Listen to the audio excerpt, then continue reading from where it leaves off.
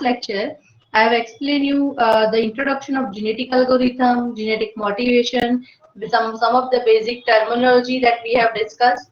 Thereafter, see this structure that I have explained. So, just I will give you a brief overview because see, and some of the student have a problem in this roulette wheel selection.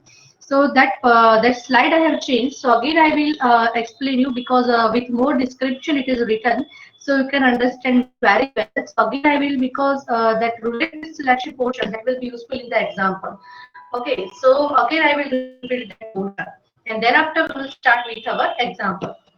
So listen, so this structure that I have explained, in genetic algorithm, what happened? We start with the initial population, and then what we have to do based on whatever the population is there on the particular population, you can say that the fitness function is applied, and the fitness function it depends on problem to problem. The fitness function is changed. It depends on a problem, and now whatever the population is there on that, this fitness function is applied and the fitness function is calculated. After that, what happened? The select the parent from this population for matching, right? How the selection is done? For the selection is done, there are different techniques that I have discussed. That is what. So see, the first point that I have discussed, that is initial initialization, population initialization. Means that the 2 points that we have covered, that is random initialization and heuristic initialization. This topic that I have.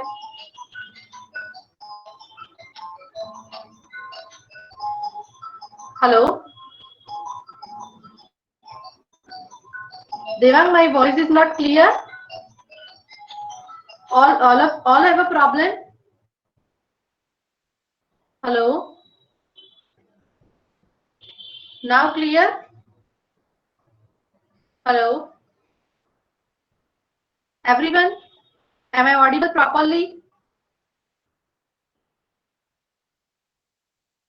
Okay, okay. Listen, in population initialization, the two matters I have discussed in yesterday's lecture: random initialization and heuristic initialization. So, see, in our example, we are using the random initialization, and see the both the difference that I have explained in yesterday lecture. Which one is better, right? That concept that we have discussed in last lecture. Thereafter, fitness, all of you know that what it means after the population, you have to calculate the fitness, everyone, by using fitness function. And the fitness score is given to each individual, which shows the ability of an individual to compete. Right, and the individual having a better fitness score are given a more chance to reproduce. And all of you know the Darwin's theory, that is survival of fittest. Right, whoever is fittest that can survive in the environment. Right, so total G algorithm is based on that. Okay, and the individuals which have a better fitness score are selected, who mate and then reproduce better by combining the chromosome of the parent. But how exactly this thing is done? So that we will discuss in the example in this lecture.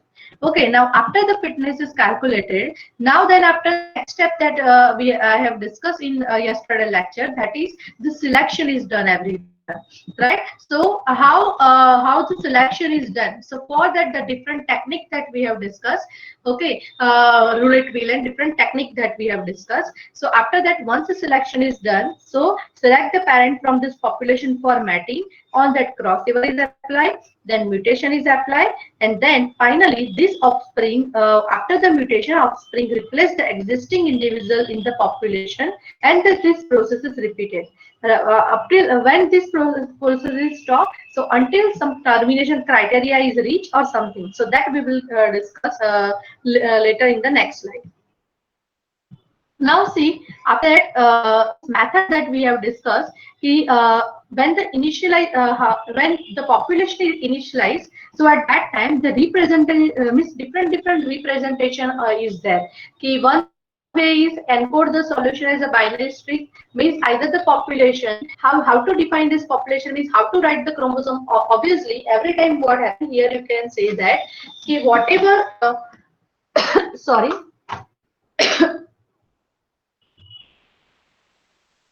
Always the genetic information is stored in a chromosome. right? And how to represent that chromosome? So here I have discussed ki encode the solution as a binary string. One way is sequence of ones and zeros. In that way you can represent, and where the digit at each position represents the value of the sum aspect of the solution. The second approach, that is the solution as array of integer or decimal number. But see, based on your problem, you have to represent the chromosome. Listen, depend on your problem, you have to represent, right? So later I will explain you the next problem. So in that I am representing by using the array. But see, that concept I will explain you in lab session. I will explain you that example lab set problem, everyone. Okay, so means depends on your problem, you have to represent it. The chromosome is represented in this way, and the third approach, that is representing individual SGA by using the string of letter. These are the different representations that we have discussed. Okay, now after that, say once a fitness value is see first population initialization. The second step is fitness you have to calculate. Now based on the fitness, now after that how the selection is done. So for crossover, any two parent you have to select. But before that, the select how the selection is done. So before that, what happened for selection? The different techniques are used. Roulette wheel, LET selection. The different selection techniques are there. Now, one of the roulette selection technique, that is roulette wheel selection technique. So that we have. So again, I repeat because some of the students have a problem. So now see here. Listen everyone carefully, because this method I am using in an example. So basically, the roulette wheel selection is used for generating the chromosome for the next generation. The roulette wheel selection is used for what? Generating the chromosome for the next generation, and this is the way of choosing a member from the population of chromosome in a way that is proportional to that fitness. But listen, it does not guarantee that the fittest member goes through the next generation. Merely that you can say that it has a very good chance of doing so, right? So here in this case, how exactly the roulette will work? So here in this case, imagine that the population total fitness score is represented by a roulette wheel. See, in last lecture I have explained. See, whatever the population is there, it is its total fitness score is represented by using a sum wheel. And now, as now you assign a slice of the wheel to each member of the population, and the size of the slice is proportional to that of the what chromosome. Wait, everyone.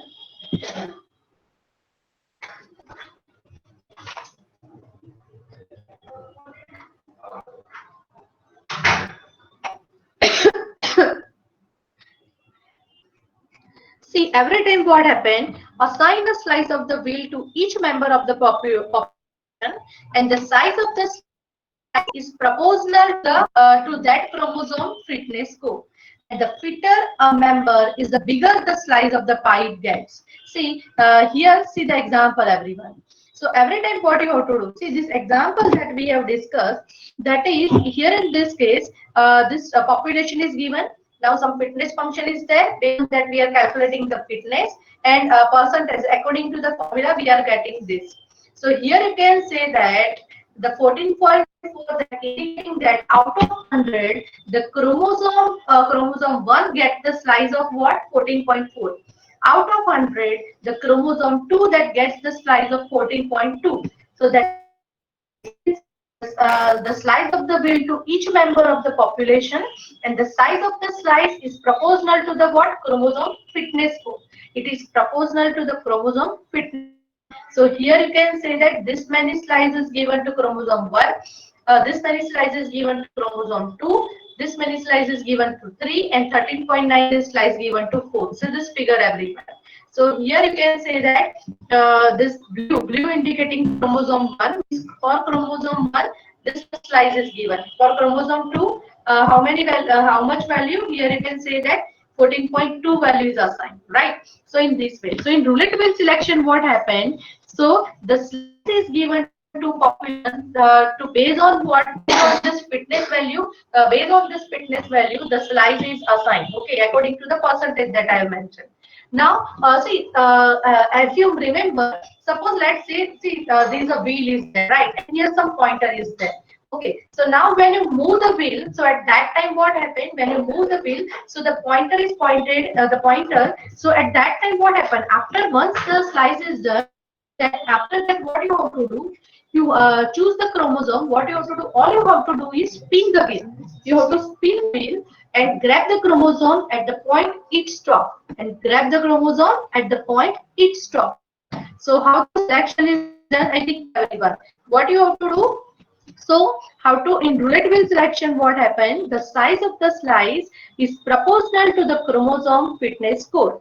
Okay. Now then after what you have to do? So based on that you have to based on that you have to do this. Now after that what you have to do? Now, how to choose the chromosome? So, what you have to do? You have to spin the wheel and grab the chromosome at the point it stops. So, let's say, assume initially, suppose when I spin the wheel, so at that time, first my pointer first my pointer is stop at, let's say, here in this chromosome 2, let's say. So that means first 2 is selected. Now when again I move the wheel, so at that time let's say it stop at, let's say, 3. So now next 3 is selected. Now again I move the wheel, so at that time at 4 it stop, and then next it stop at 1. So here it may be possible that when you move the wheel, so at that time the same population is again repeated. It may be possible that the when you move the wheel, so pointer again stop at the particular point 2. So it may be that you are getting 2, 3, 4, and again 2. Listen, suppose 4 times when I am moving the wheel, so it may be possible that the same population you are getting it again. Why? Because see, pointer को move कर रहे हो, right? So pointer, it may be possible that कि pointer same slice को फिर से point करे, right? So that's why it may be possible that here you are getting 2, 3, 4, and then again you are getting 2, right? And now after see, in this way you are getting the chromosome, and whatever the chromosomes are selected, right? And now from that chromosome, based on that chromosome, according to that fitness, now any two parents are selected. So now see, after the roulette wheel selection, now this becomes a matching pool, everyone. Okay, now whatever the now this 4 chromosomes you are getting, right?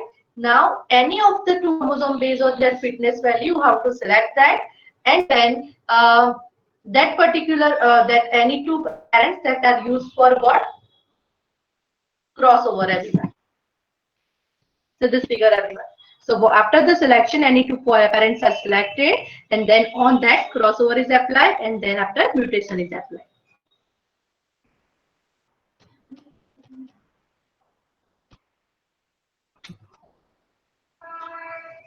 Hello, any doubt up to this, everyone? See, I have repeated again because otherwise in example you can't understand, everyone, right? So we will map the theory with the example so you can understand. Any doubt up to this, everyone? Hello, Ayushi, Dairya, Devang, Akshay, Yug, Jaimin.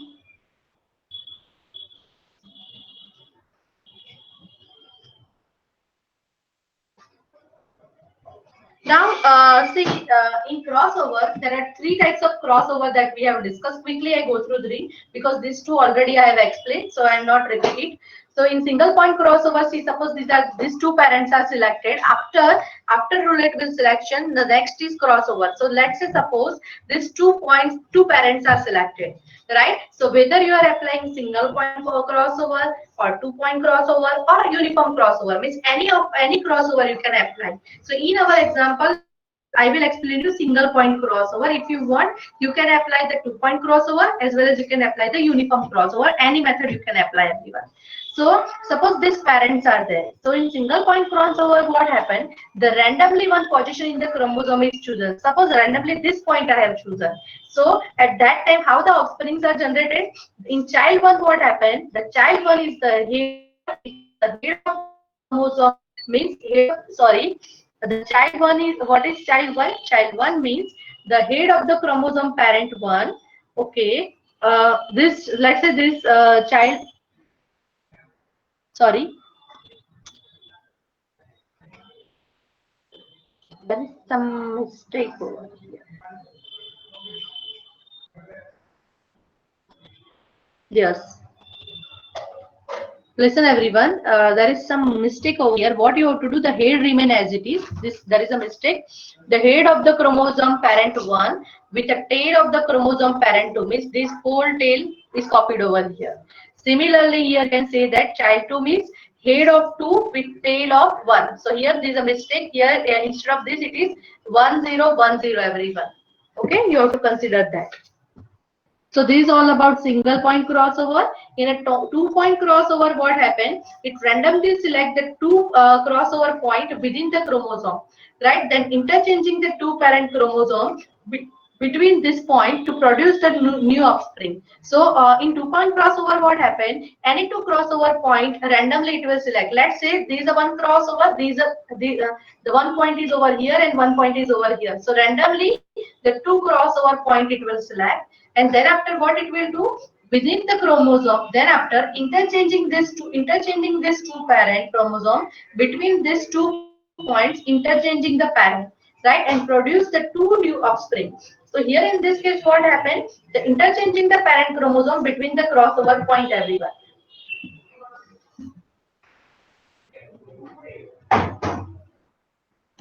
Sorry.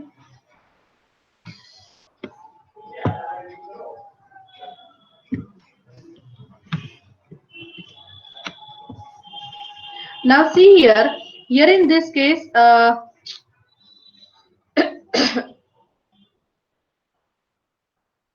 see here in this case, the parent one, see initially, the before crossover point, the value remain as it is 1 1 0 1 1. After the crossover 0 1 1 0, but between this crossover point, see everyone, the interchanging the parent chromosome. So here in this way, the offspring 1 and offspring 2 are generated. These two values are interchanged. Hello? Any doubt up to this, everyone? Can I explain you uniform crossover? Next. Hello? I think no one ever doubt. Now see the next example. Now see, in a uniform crossover, a probability P is used to determine whether a given bit from parent 1 is used or from parent 2. See, listen again, I repeat, a probability P is used to determine whether a given bit from parent 1 will be used or from parent 2. In other words, you can say that the child can receive any random bits from each of its parents. So uniform crossover operator that decide with some probability, and it is known as a mixing ratio. Okay, now consider this parent everyone. Consider, suppose let's say consider this chromosome 2. This is a chromosome 1 and this is chromosome 2. Let's say I am defining these as a parent 1 and this is my parent 2. Okay. Now, how the crossover is applied?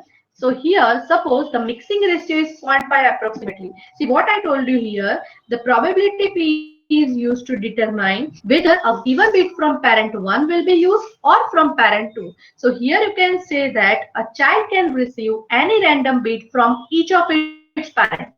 Okay, a child can receive any of the bit from each of its parents. So here you can say that if the mixing ratio is 0.5, that means you can say that the half of the gene in the offspring will come from parent 1 and other half come from parent 2, right? So in this way it is done. So here you can see this figure, the half are coming from parent 1 and half are coming from parent 2. So this is all about the uniform crossover, everyone. Anyone have a doubt? Listen, you are not replying me, so I feel that you all are understood. Now going to the next topic. Now the next topic is mutation. Now listen everyone. See, the mutation is not compulsory, it is optional. But see, what is the advantage of using mutation that I want to tell you. So the mutation is a genetic operator used to maintain the genetic diversity. What it maintains? It maintains the genetic diversity from one generation of the population of chromosome to the next. Now another thing I want to do that is the mutation occurs during evolution according to the the user-defined mutation probability. Usually, it is set to fairly low value, set say 0.01. What it means that? It means that, for example, with a mutation rate of 0.01, it might be expected that the one gene in a chromosome of 100 gene might be reversed. See, here the probability is only 0.01. So it means you can say that the mutation rate of 0.01 said that it might be expected that the one gene in a chromosome of 100 gene might be reversed. Okay, and the mutation, in mutation, what happens? It simply involves the reversing the value of a bit in a chromosome. What do I mean by reversing? Reversing means if the bit 0 is there, then it is changing it to 1. If the bit is 1 is there, then the bit is changes it to 0. In that way, it will reverse. So see after generating the again I tell you, after generating the offspring, see if the mutation is applied, then what happens? The sum of the bit value is changed. Means instead of 0 you are changing it to 1, instead of 1 it is changing it to 0.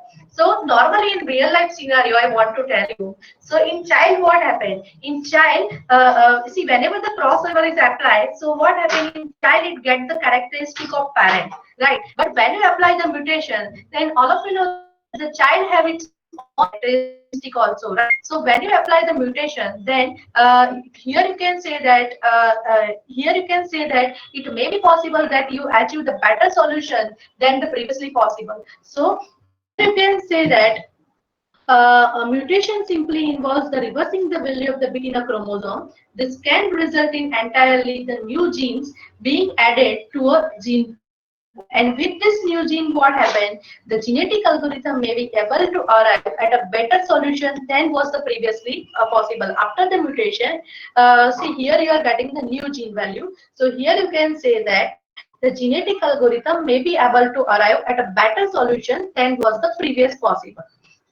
Now, this I see this example you can understand, and also one of the important points that is the mutation helps to in see in previous lectures they have discussed the hill climbing algorithm. In a hill climbing algorithm, some of the drawback that we have discussed, that is local. One of the drawback that is local minimum, right? So local optima, or you can say local minima, right? See, this type of problem is there. So here you can say that the mutation that helps to prevent the population from stagnating at any local optima, because when you use the mutation, this optima is always used to maintain the diversity from the generation of population of chromosome to a next, right? So it maintains the diversity every. So consider this example. Suppose these are the two offspring, right? So here in this case, see not here which bit are considered. See here I told you in mutation what happened. Usually the probability is set to 0.01. It means that with a mutation rate of 0.01 means it might expect that the one gene in the chromosome 100 gene might be reversed. Only some of that. So here in this case, let's say I am changing this bit. Let's say I am changing this bit. See here, it is denoted by red color, everyone. So here I am changing. See the fourth one in offspring one. If one is there, I am changing it to 0. See there is this point. Suppose here it's 0, then I am changing it to 1. So mutation means just you have to invert the gene. If it is 0, then you have to change this to 1. If it is 1, then you have to change it to 0. So after the mutation, you can say that you are getting the new genes, means the mutated offspring are produced everyone. And it may be so that after the mutation, you are getting the better results. So this is the purpose of the mutation. All of you clear? Anyone have a doubt? Dear Ayushi, Devang, Kalpesh, clear everyone? Anyone have a doubt up to mutation? Only Dhairya is listening my lecture. Only Dhairya is replying. Hmm? Others are not listening my lecture. Hello?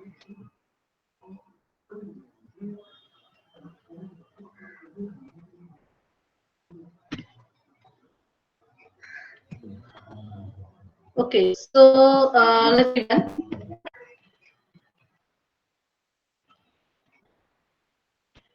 up till now in theory portion that I have discussed, the population initialization, fitness function, how the selection is done, then crossover, mutation, these all points that we have covered.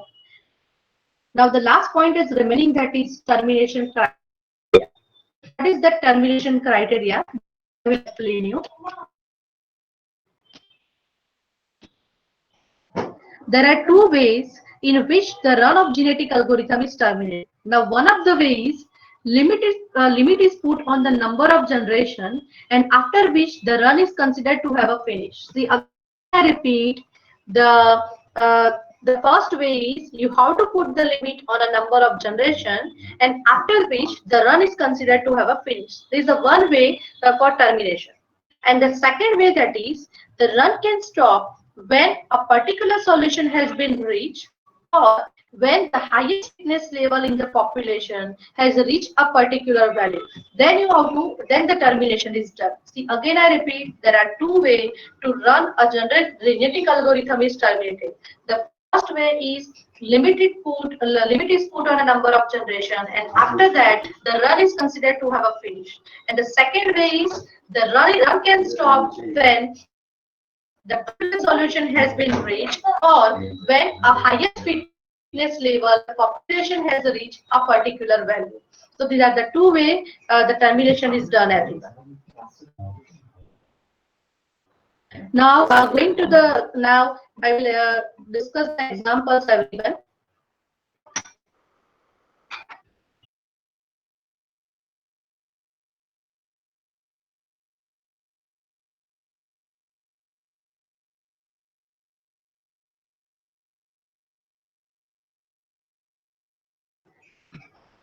Okay, so listen everyone, let's start with the example so you can map with the theory.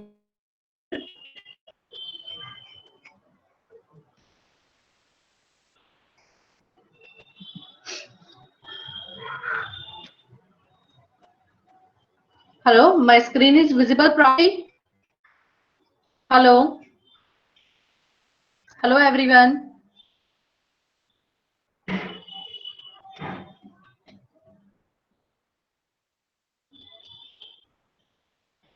Okay, let's discuss with the example. Now, listen. The example is it's a Max one problem. Now, the aim of this problem that I want to solve this example by using a genetic data. Now, this type of question can be asked in exam, and in exam, here in this particular example, I will show you a one generation of. Okay. Now in exam, suppose it is two or three generation you have to, then you have to repeat this whole cycle. You have to repeat in that you have to write. Okay. So first let's discuss with the example. Now the example is a Max one problem. Now the aim is, suppose we want to maximize the number of ones in a string of n. Suppose we want to maximize the number of ones in a string. Means whatever the string is given, you want to maximize the number of ones. Okay. Number of ones in a string of L binary digits. Now consider everyone, an individual is encoded, and see, initially what I've told you, okay, the method of presentation that we have discussed in theory, everyone. See, I'm side by side, I'm doing the theory, so you can map the theory with the example, everyone. Right? So it will be good for you, everyone. See, the method of representation that I've explained, the one way is by using the encode the solution is a binary string, the sequence of ones and zeros. So this representation I have considered in my example, everyone. So here, listen, an individual is encoded as a string of L binary digit. Let's say I'm considering the length as a 10. Listen, everyone, I'm considering the length as a 10 bits. Okay. Now the fitness function here it is given, that is, see, the fitness function, what I told you, the fitness function is depend on your problem. Here my aim is what? My aim is whatever the string is given, I want to maximize the number of ones. We want to maximize the number of ones. That is my aim. So here the fitness function I am taking, that is count the number of ones. My fitness function is what? Count the number of one. So depend on our problem, you have to think and you have to write the fitness function. So here my problem is what? Count the number of one. Now see here, we start with the definition of and random string. So here, see here in theory that we have discussed how the population initialization is done. There are two ways. One is a random initialization and second is a heuristic initialization. But see, in theory we have discussed this approach is good compared to this, right? The what is the advantage of this that we have discussed in last lecture. So here we are taking the random initialization, everyone. Okay, so here we start with the population of and random string. And random string we are starting. Now suppose that you have to consider the length of the string I am taking as a 10 and n equals to 6, means n random string I am taking. Right now I have to assume something. So n equals to 6 I have taken and l equals to I have taken. Now after what happened? See, now the question arises in your mind, ki how to generate this random string. See, the one way is random function you can use. See, when you implement this, suppose when you implement in a lab portion, so at that time the random portion, the random function you use. And here in this case, what in theory portion, what I have done, suppose we toss a fair point 60 times. Why 60 times? Because see, because suppose here means the population is what n means total 6 population is there. Here you can say that this is a one means, or you can say that chromosome 1, chromosome 2, chromosome 3.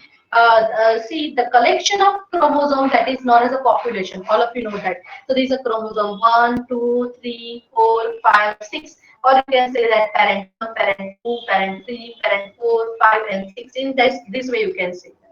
Right now suppose I want to write the chromosome 1, so what I have to do, so its length is what 10. So see every let's say આપણે કોઈને ઉછાડીએ તો શું થાય, એકવાર એવું થાય તમે હેડ આવે તો તમે એવું ડિસાઈડ કરો કે હેડ માટે હું 1 યુઝ કરીશ અને ટેલ માટે હું 0 યુઝ કરું. So similarly કોઈને ટોસ કરવો પડે 60 times. Why? Because see particular કેટલી છે 10 અને equals to આપણને કેટલા આપે છે 6. So that means 60 times we toss a fair point 60 times, right? So first 10 times when I am toss, so at that time I am getting this string, then second time, then third time, fourth, fifth and sixth. So in this way you can say that the random strings are generated. Hello, clear up to this? Anyone have a doubt? Hello, please reply everyone so you can understand. Please reply everyone so I know.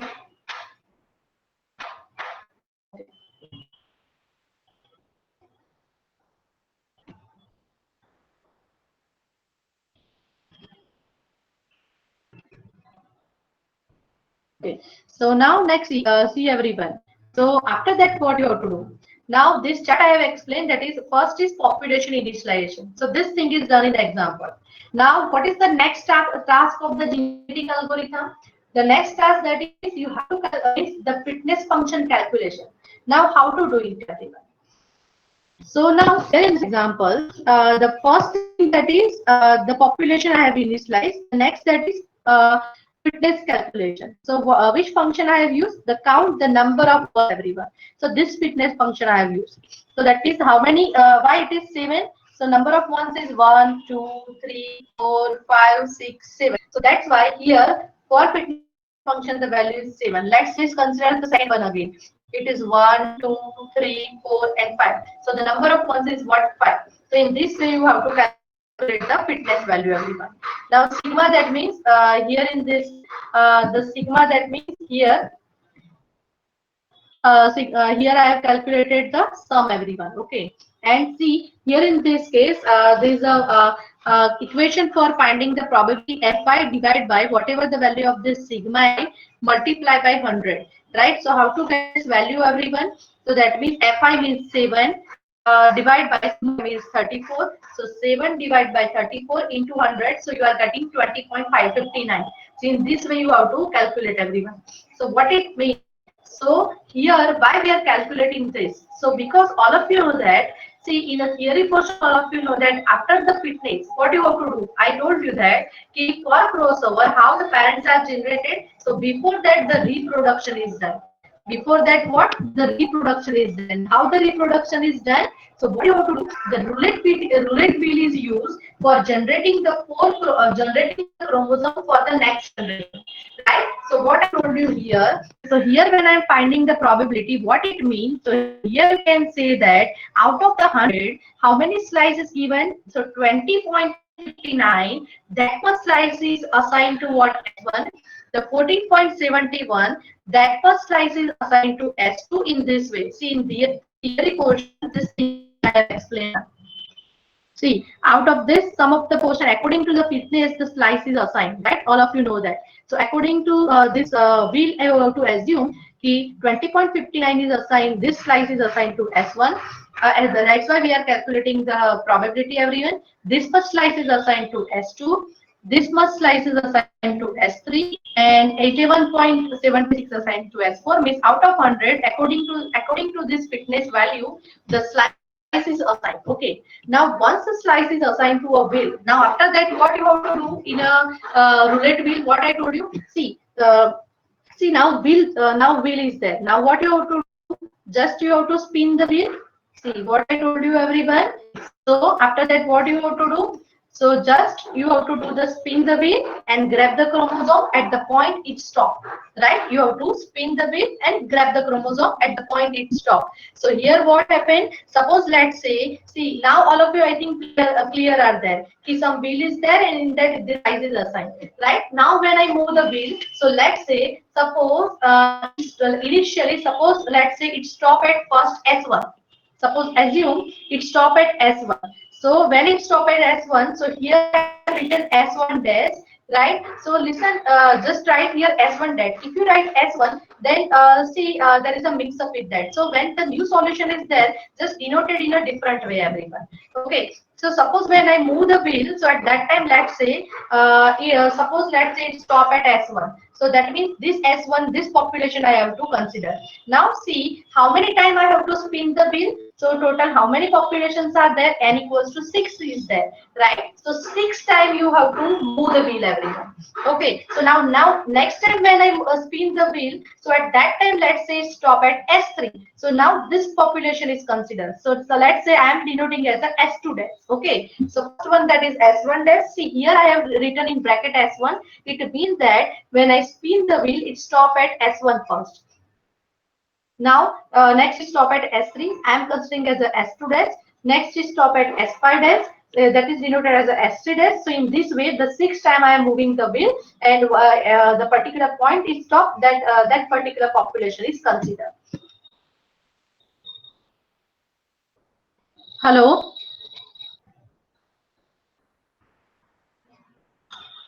Clear everyone up to this? Listen. Every time I am asking you because I am mapping the theory with the example, right? So I want the confirmation from you, everyone. Are you understood or not? So please reply up to this clear. All of you clear with this roulette wheel approach? How the selection is done? Please reply, everyone. Are you clear? Hello.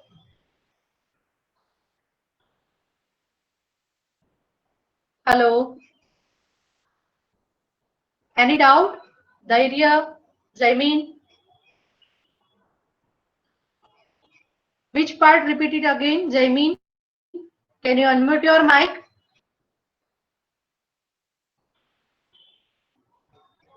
Which part you don't understand?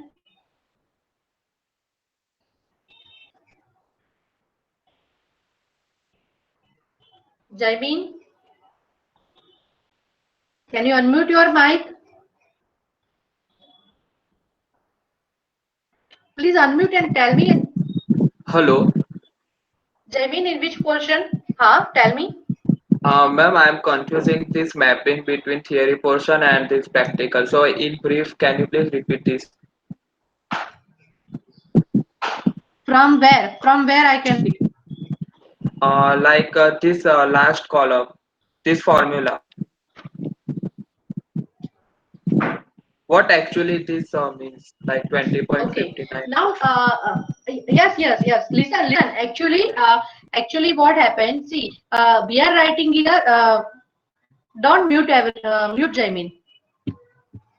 Listen here, what I am trying to do. See, actually, when you implement in your lab session, Jaimeen, so at that time, what happened? See, lab session માં તમે લોકો કહું bill કે એવું કંઈ બનાવવાના નથી, right? તમે શું કરશો lab session માં તો તમારે આવી રીતના કોઈ પણ value તમારે directly લઈ લેવી પડશે. Yes, ma'am.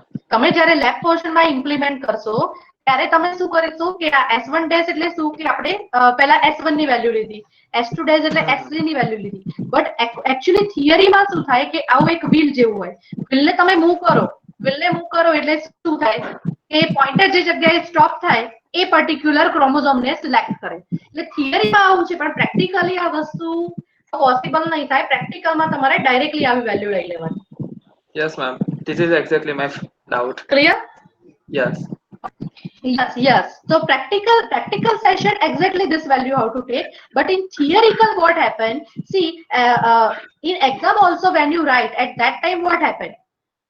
See that thing is not given in exam. I will not give you key. Okay, when you move the wheel, so at that time the particular pointer stop at that point. Right now you have to assume. Okay, see this probability is given. What it means? It means that out of the 100 means આખું એક wheel છે. તો wheel 20.59% છે એટલી slice છે એ મને particular chromosome માટે છે. 14.71 that is assigned to S2, right? So now હવે wheel ને તમે જ્યારે ફેરવશો ત્યારે એ શું કરશે કે કોઈ બી જગ્યાએ પોઈન્ટર તમારું સ્ટોપ થશે. સપોઝ એવું એઝ્યુમ કરો કે wheel ને હું ફર્સ્ટ ફેરવું છું ત્યારે મારું પોઈન્ટર S1 ને પોઈન્ટ કરે છે. લિસન, મારું પોઈન્ટર S1 ને પોઈન્ટ કરે છે. તો હવે સિલેક્શનમાં હું શું કરીશ એ પર્ટિક્યુલર જે S1 છે એને S1 ડેશ એટલે હું નવું નામ આપું કે that one is selected. Now કેટલી વાર તમારે મૂવ કરવું પડે wheel ને કારણ કે population n equals to 6 છે. Now again next time when I spin the move, so let's say again the pointer points to S3. Stop ક્યાં S3 આગળ થાય છે. So that particular chromosome is selected. But see, in implementation, direct how to take this values. But in theory, also in exam when you write, see, like let's say right now, I am thinking that way. Suppose my will stop at S1. Suppose તમે એક્ઝામમાં લખો છો તો એવું જરૂરી નથી કે તમે તમારી રીતે લખો કે સપોઝ તમે એવું વિચાર્યું કે S1 પહેલા સ્ટોપ થાય છે, પછી લેટ્સ સે S5 પહેલા સ્ટોપ થાય છે, નેક્સ્ટ S3 પહેલા સ્ટોપ થાય છે. સી દરેક પર્ટિક્યુલર પર્સનનો વ્યૂ અલગ હશે કારણ કે તમને એવું મેં આપેલું નહીં હોય કે રૂલેટ બુલ આ પર્ટિક્યુલર જગ્યાએ સ્ટોપ થાય છે. ક્લિયર? બટ નોર્મલી તમે ઓબ્ઝર્વ કરશો તો S1 ની વેલ્યુ કઈ છે 20.15, S3 that is 20.50, S5 that is 23.52. So normally see, normally when you see the theory everyone, so point I have given fitter member can get the bigger slice. So જ્યારે તમે wheel ને જ્યારે ફેરવતા હોય ને તો normally જે biggest slide હોય ને ત્યાં આગળ pointer આવવાની probability વધારે છે. તો તમે જોશો તો પહેલા મેં સપોઝ લેટ્સ સે S1 લીધું છે, નેક્સ્ટ S3 છે એની સ્લાઇસ વધારે છે તો પોઈન્ટર સપોઝ ત્યાં મૂવ થતું હોય, નેક્સ્ટ S5 છે તો next S5 I have taken. I mean, is it clear? Anyone have a doubt? Hello? Any other have doubt?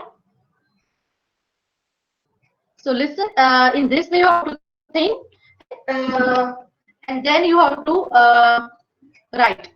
Okay, so according to that, see, according to the rule is rotated. You have suppose in that way I have written this 6 population. Okay, now once it is done, so now see the theory everyone.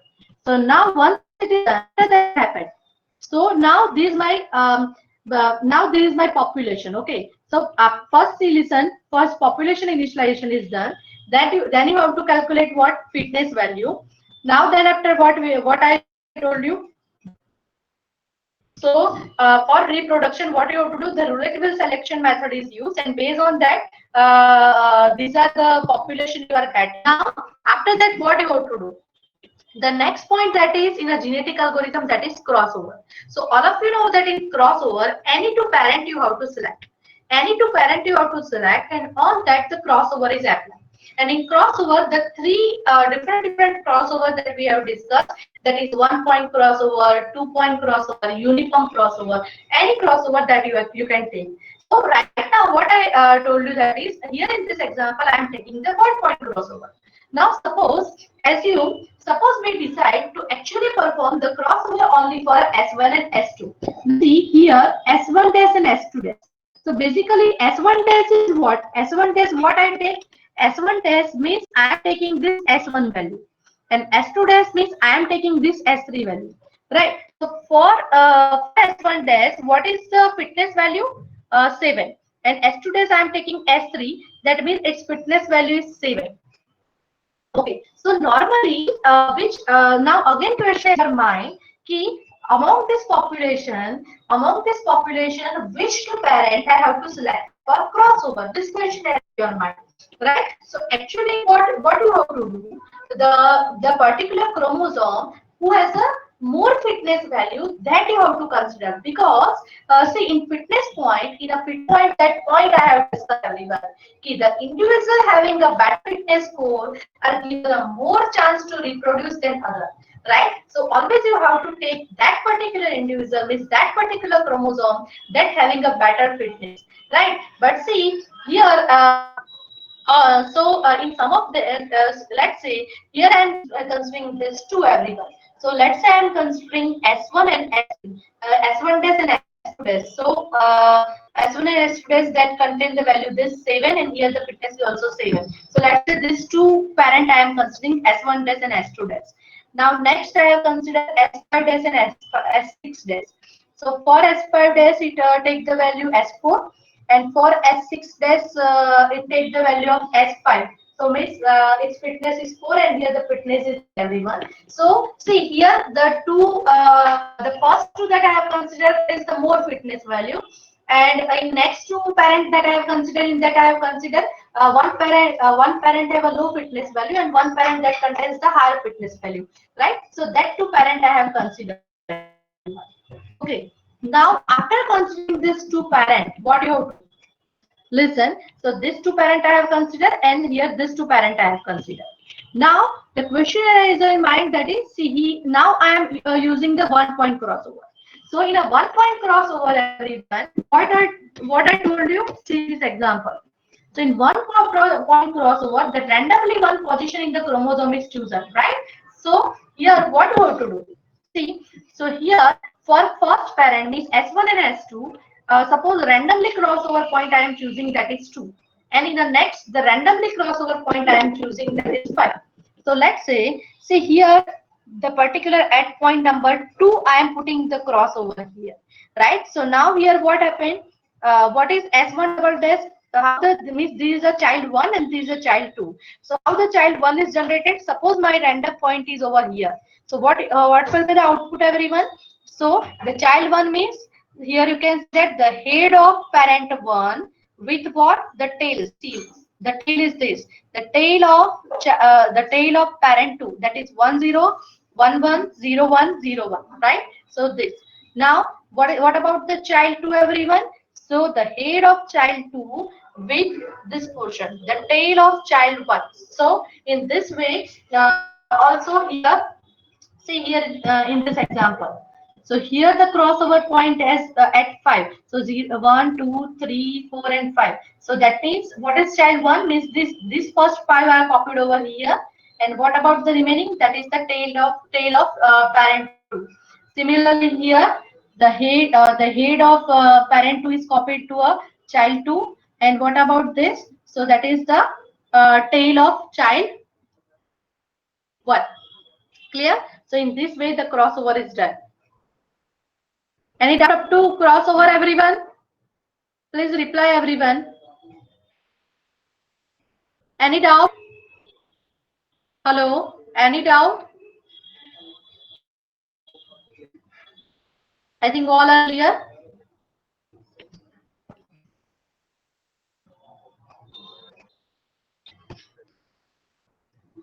Okay. Now, what happened? See, after the crossover, you are getting S1 double dash, S2 double dash, and here S5 double dash and S6 double dash, right? Now all of you know total 6 population is there. So now what happened? So here these two values you have changed, but see S3 and S4 you have not changed. So see for each and every step, see before crossover I have mentioned is as a dash. After crossover I have mentioned is a double dash. So the distinction is done, right? So for that this type of convention you have to follow everyone. And after the crossover, what happened? You have applied the crossover on S1, S2, and you have applied the crossover at S5 and S6. But for this two, I have not done nothing. So that means after the crossover, what is the output?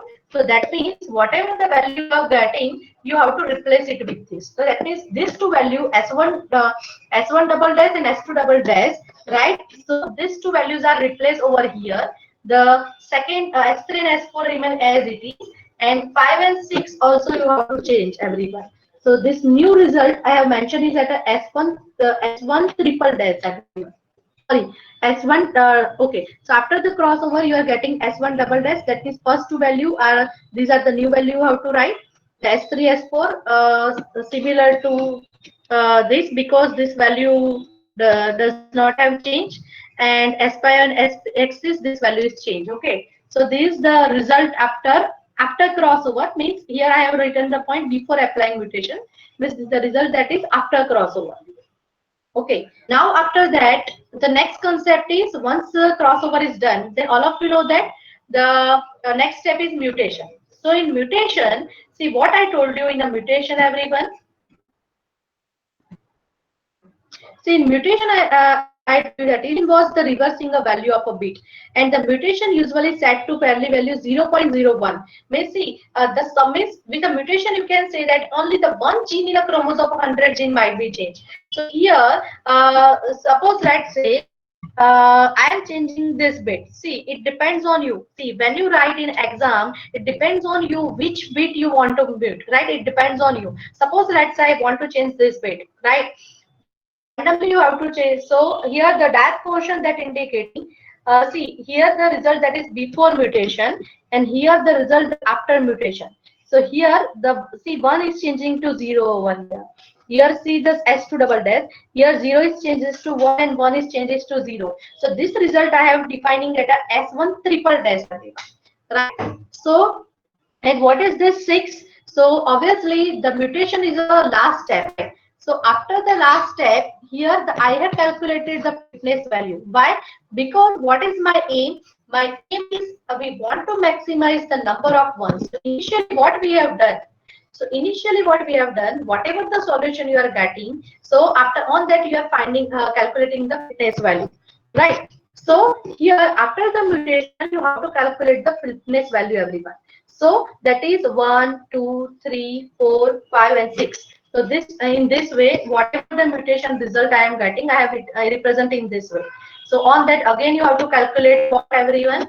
Again you have to calculate the fitness value. Now here when I do the summation at that time I am getting 39. So what it mean, everyone?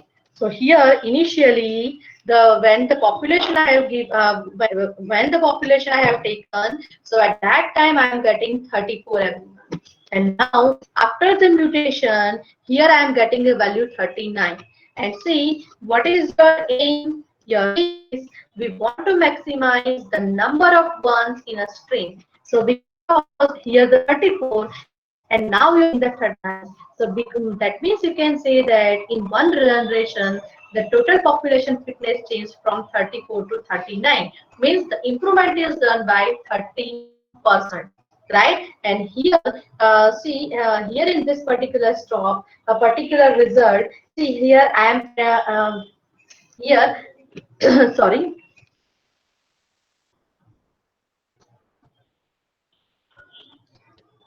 So here I am getting the result that is 37. So it means that the improvement is done, right? But my aim is I want to maximize the number of ones, right? So the same the algorithm again I have repeated. That means what I have done. So now again, see after the mutation, whatever the population I am getting, everyone. So again that population I am considering.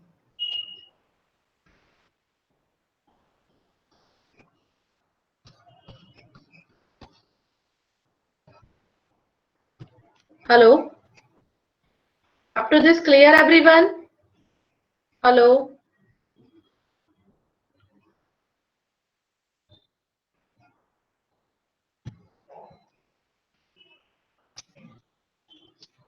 So listen everyone, after the mutation, whatever the population is there, that I am constrained. Okay, now again the same process is repeated.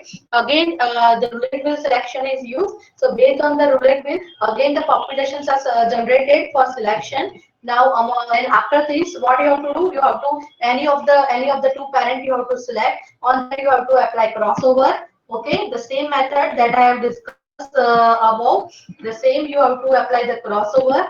Then after you have to apply the mutation, and see after the mutation here I am getting here all the ones I am getting. So that means here I can say that for my particular problem, this S6 is the solution. Why? Because that has the highest fitness value have been found. The highest fitness have been found. Because my question is, we want to maximize the number of ones. That is my question. And see in GX algorithm, what I told you, because see first time I have do the operation. Which operation I have calculated? Which I have done every? See the theory portion. See, initially we have calculated initialization, then fitnation, then crossover mutation, but we are not getting the proper result, right? So now again we are repeating this cycle, the same process we have done, and after that, what we want to check when the population is done. So here in my case, see the two criteria that we have discussed. The limit is put on a number of generation after which the run is considered to be finished, and the second that we have discussed when a particular solution has been reached or highest fitness level in the population has reached a particular value. So now see here in my case what happened, here I am getting the highest fitness value after the second iteration. See the first time when I perform the iteration, so at that time I'm not getting the exact result. So my algorithm is not stopped. So I am doing the same process again, and then see in the second iteration I am getting this result. Means the highest fitness value I am have been found has been found. So that means you can say that now my algorithm is stop over here.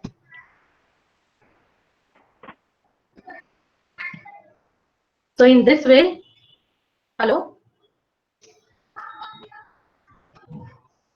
So in this way, the algorithm is stop everyone. So every time you have to remember that if ever the problem is given, first the population initialization is done. Here you have to use the random population concept. Then you have to calculate fitness value, and then based on the fitness production, the roulette wheel selection is done. You have to move the speed and when it stopped from the in a wheel, whenever it stopped, that particular chromosome you have to select it. According to that, you have to mention this population everyone, and whatever the population is there. Now from that, you have to choose that parent who have who have a more fitness value. So because based on you have to select the parent, and what the parents are selected everyone, on that you have to apply the crossover. Okay, either you can apply 1 point crossover, 2 point crossover, or uniform crossover. Any crossover you can apply, and once the crossover is applied, then after the mutation you have to done. And mutation means if one is there, means you have to change the sum of the bit, and based on that, so after the mutation, again what you have to do after the mutation, again you calculate the value everyone. So again you have to use the fitness function, and you have to check. So in the previous case, in the previously you get the 34, but here you are getting 39. It means that you can say that the input is done by 13%, right? But here right because I want to measure of ones. So that we have discussed when to stop the algorithm. So the same means whatever after the mutation, whatever the population you are getting, that population is in next generation, and the same process is repeated again everyone. After that, see after the second iteration, here I am getting all ones. So that means my problem is solved. So here you can say that this is a solution. Why? Because the highest fitness value has been found. So in this way, we are getting the result, and the algorithm is stopped. Any doubt? The area clear? Hello? Any doubt?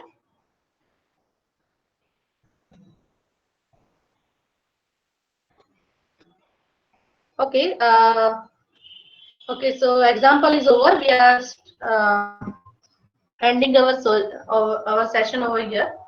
And next lecture, again, I will explain you the another example of genetic algorithm. Thank you.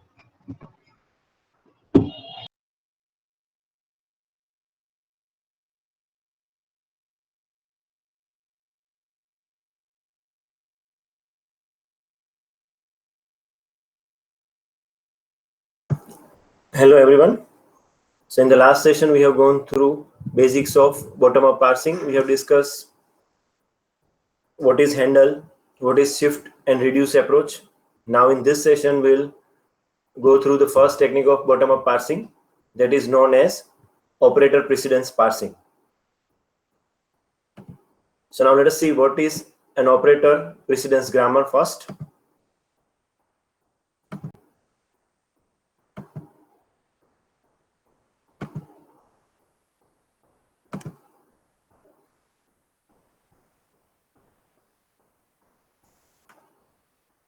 So basically in operator grammar,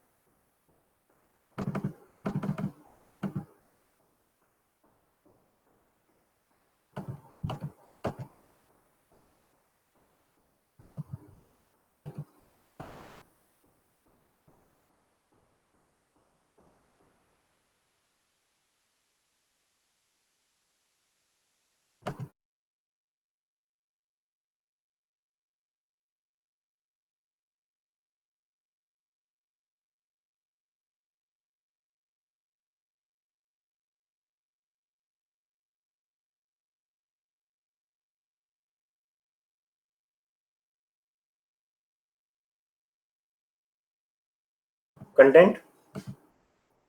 Yes, are you able to see the slides? Is it visible?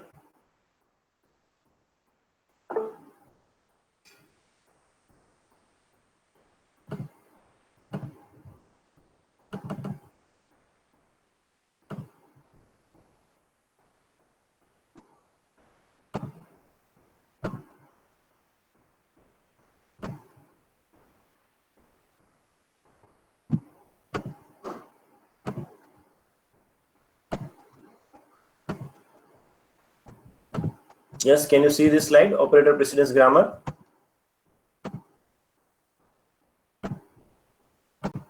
Yes, can you see operator precedence grammar? Okay. So basically it is a small class of grammar, but it is a very important class of grammar. We may have an efficient operator precedence parser, which is also a shift reduce parser for an operator grammar. In an operator grammar, no production rule can have null at the right hand side. So if there is a null production in the grammar, we cannot use that grammar as an operator precedence grammar. Null should not be there in the grammar. Two adjacent non-terminals at the right side. We cannot have two adjacent non-terminals on the right hand side in the production. Then it is also not an operator grammar. So that means in an operator grammar, there must be a non-terminal and a terminal, or it can be terminal and non-terminal. Two consecutive non-terminals are not permitted in the right hand side. So here you can see the first example. Non-terminal E produces capital AB. So it is not an operator grammar because capital AB, two consecutive non-terminals are present. Similarly, the second one, non-terminal E gives capital EOE, where E produces ID and O produces plus or star or division. So again, it is not an operator grammar. The reason is same, because in the first production, E produces capital EOE, we have consecutive non-terminals. On the other hand, the third one, E plus E or E into E or E division E or ID.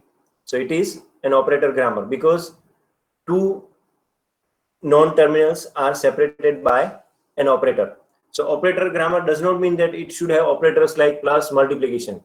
It can be any terminal symbol. If two non-terminals are not adjacent, there is a terminal in between, then and then it is an operator grammar. So operator means a terminals. Two non-terminals, two adjacent non-terminals are not permitted in this operator grammar. Also, null should not be there at the right hand side of the production. So when we have an operator grammar, we have a precedence relation exist among the operators. That means among the terminal symbols. So in operator precedence parsing, we define three disjoint precedence relations between pair of terminals. A having a less precedence than B, or we can say B has higher precedence than A. The second is A and B has same precedence. And third one, A has higher precedence than B, or we can say B has less precedence than A. That is the third one, A greater than B sign. The determination of correct precedence relations between terminals are based on the traditional notions of associativity and precedence of operators. Unary minus causes a problem, so we are not using that unary minus in the example. If you want to handle unary minus, we have to do that thing in the lexical analysis and then we can use it.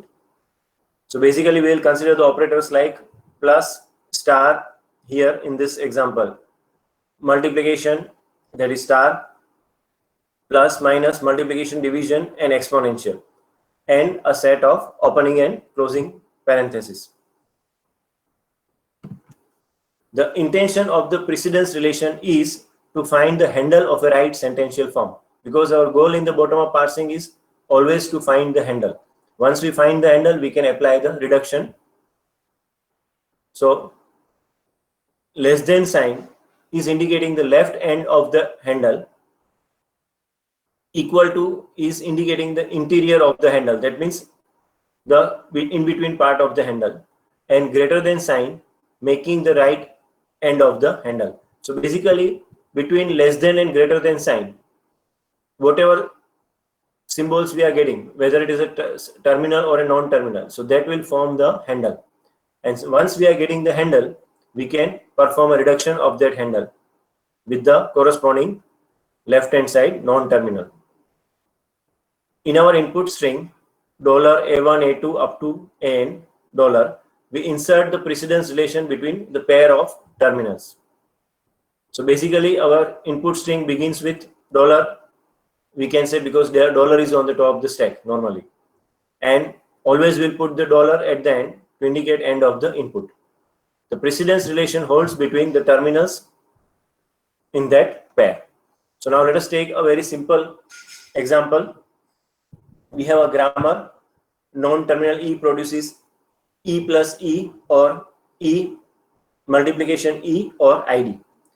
So I am using the word the partial operator precedence table because we are not considering all the operators in this. We are not considering all the operators like minus, division, exponential. So it is a partial operator precedence table for the grammar. Our actual grammar having all that operators. Then the input string ID plus ID star ID with the precedence relation inserted will be $ having a less precedence than ID, then ID having a more precedence than plus, plus having a less precedence than ID, ID having a more precedence than star, star having a less precedence than ID, ID having a more precedence than $.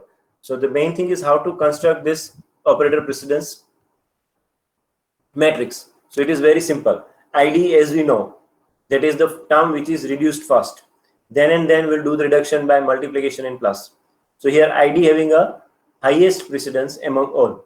So the column indicates the right hand side operator and the row indicates left hand side operator.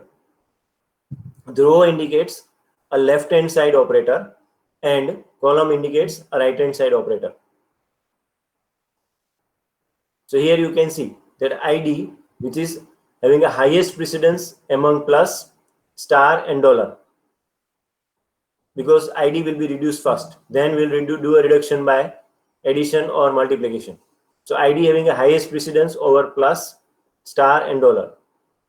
So that's why we have the first row in the table. Now when I compare plus and ID, the second row, the plus and ID. So plus is on the left hand side and ID on the right hand side. So what it tells, that whether we'll perform a reduction of plus or first we'll do a reduction of ID to E. So definitely first we'll do a reduction of ID to non-terminal E. That's why plus has less precedence than ID.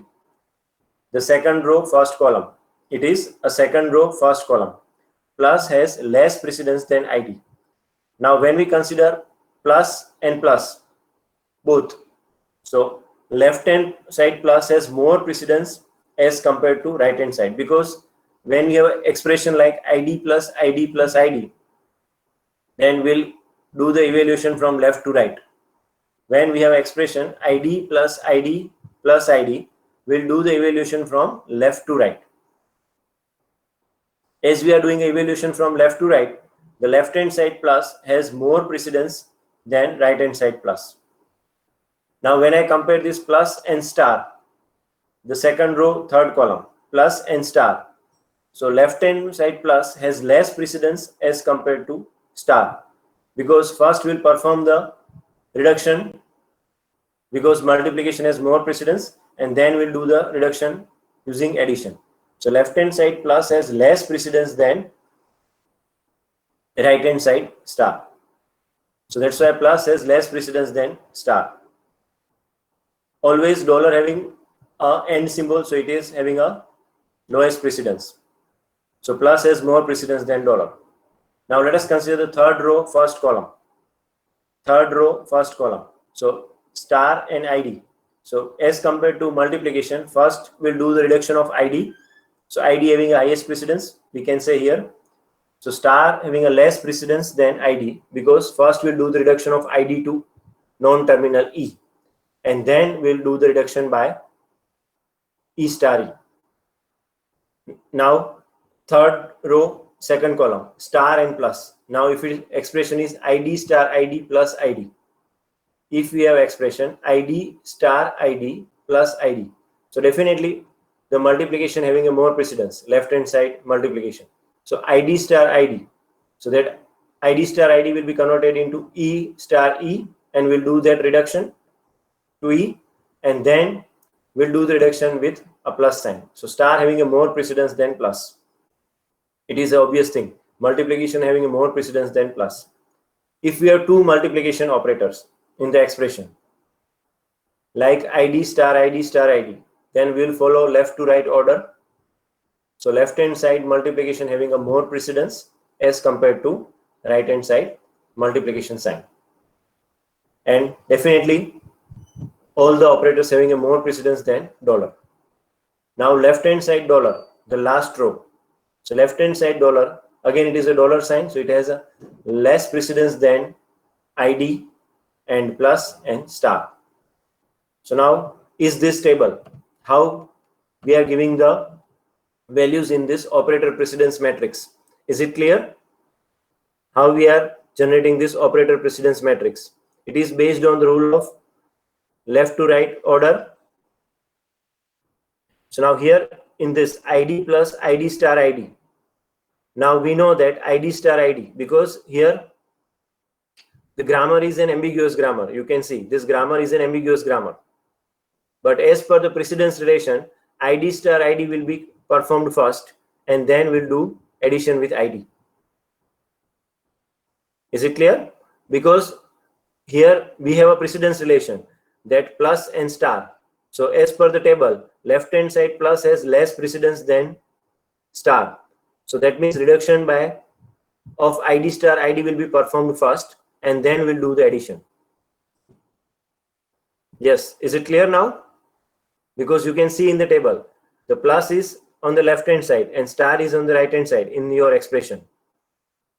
So this is as per the rules of mathematics. We have constructed this matrix as per the rules of mathematics, that multiplication having a more precedence as compared to addition. That's why we have constructed a matrix like this.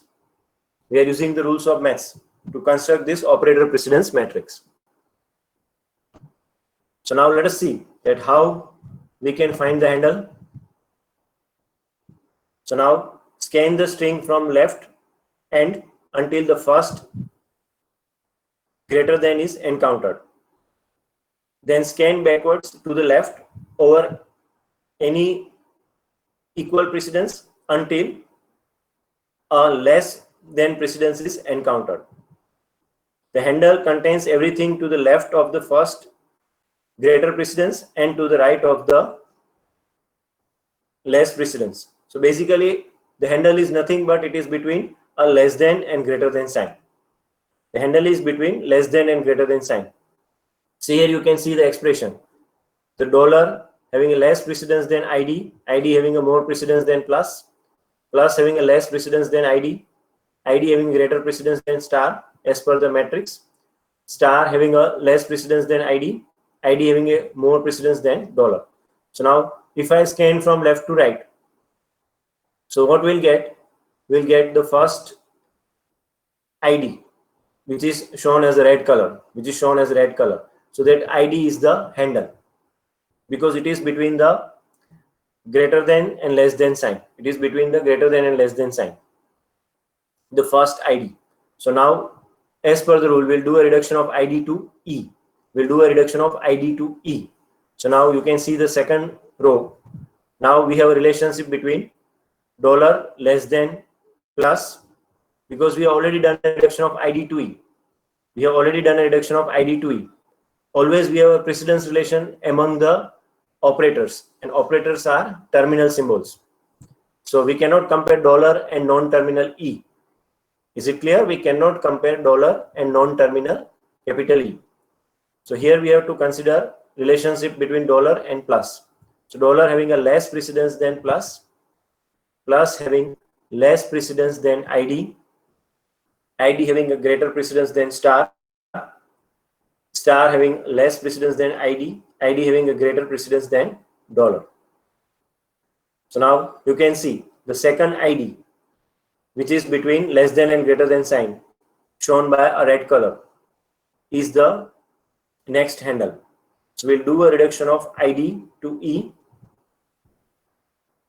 So we'll get the third row. Dollar having a less precedence than plus, plus having a lesser precedence than star, star having a lesser precedence than ID, ID having a greater precedence than dollar. So now we are getting the third handle, that is ID. So again ID reduces to E. So now we'll get the fourth row, dollar having a less precedence than plus, plus having a less precedence than star, star having a greater precedence than dollar. So now you can see we are getting the less than and greater than sign having a star symbol in between. So the handle is the star. That means we have to do a reduction of E star E into E. We have to do a reduction of E star E into E first. So now as a result we'll get dollar having a less precedence than plus, plus having a more precedence than dollar. So finally, because plus is the handle, we'll do a reduction of E plus E into E. E plus E into E. And finally, we'll get the dollar, dollar. So basically this is how you can see that we have a use of handle with the help of operator precedence matrix. Is this clear? Any query up to this? Yes, any query up to this? Any doubt in this slide?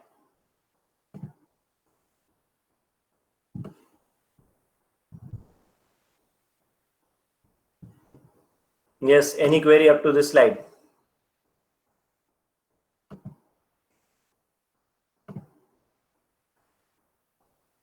So now let us see that how we can use the same through a shift reduce approach. This just for your understanding purpose, that how we are getting the reduction and how we'll reach to the starting symbol of the grammar, that is E. So now let us consider the shift reduce approach for the same. So now dollar is on the top of the stack. Our input is ID plus ID star ID dollar.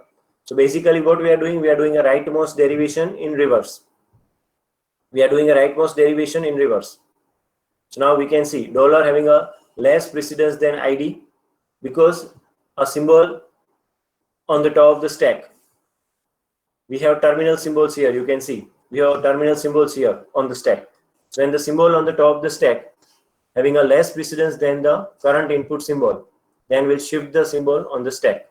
So we are getting dollar ID plus ID star ID dollar. So now top of the stack is ID. So ID having a more precedence than plus. ID is having a more precedence than plus. So now we'll do a reduction of ID to E.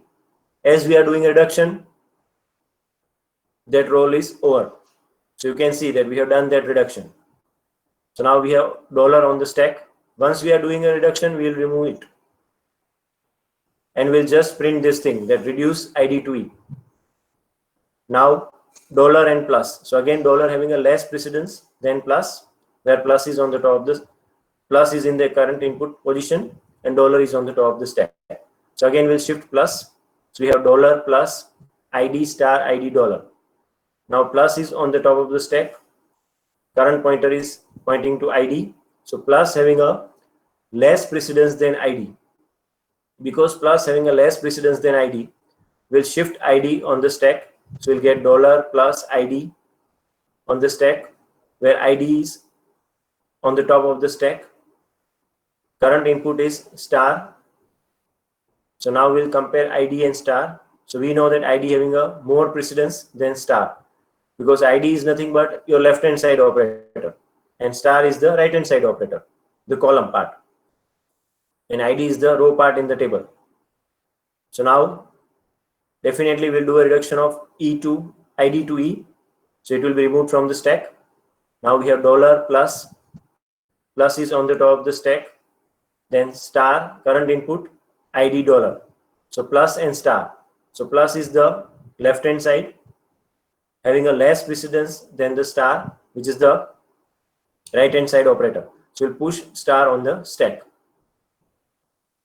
So now we have dollar plus star on the, and star is on the top of the stack and ID in the input. So again star having a less precedence than ID, so we'll push ID on the stack. So now ID and dollar. So now ID having a more precedence than dollar, so we'll reduce ID to E and it will be removed from the stack. So now we have dollar plus star and dollar. So star, so what we'll do here, you will compare star with dollar. You will compare star with dollar, or if you compare star with ID, then also it is same, because ID having a more precedence than star, that's why it is on the stack in the previous step. So star and dollar, star having a more precedence than dollar, will do a reduction of E into E to E, because we have only one such rule with star in the grammar, and we'll pop the star. Now plus and dollar, so plus having a more precedence than dollar, which is in the input, so we'll do a reduction of E plus E to E and we'll pop plus. So this is how you will get the bottom up parser and we'll get the valid flow. Is this clear? So the same thing is summarized in the form of pseudocode here. Any query in this shift reduce approach? Any query in the shift reduce approach?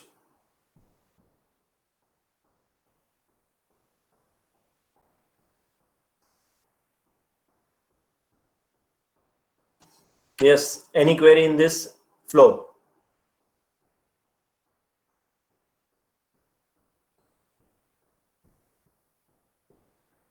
Okay, here we have star.